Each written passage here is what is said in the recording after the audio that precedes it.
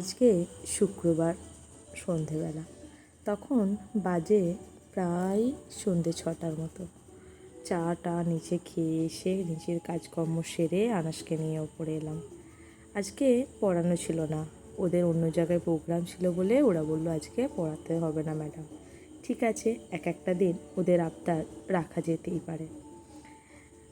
যেদিন পড়ানো থাকে না সেদিন খানিকটা বোরও লাগে, আবার অনেকটা ভালোও লাগে যে এই সময় আনাসটার সাথেও অনেকটা বেশি সময় কাটাতে পারি।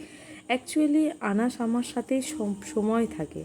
আমি পড়াই, যাই কাজকর্ম করি, সকালবেলাটা ওর আব্বু থাকে সামলে নেয়, সন্ধেবেলাটা ও আমার কাছেই থাকে। ওকে নিয়েই পড়ানো, ওকে নিয়েই আমার সমস্ত জার্নি।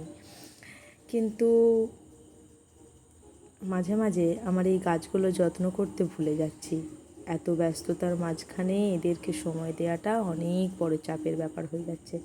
কিন্তু দেখো, সব নতুন ফুল ফুটেছে দেখে মনটা আনন্দে ভরে গেল। মনে হলো তোমাদের সাথেও একটু শেয়ার করি। আজকের মতো এইটুখানেই। সবাই ভালো থেকো।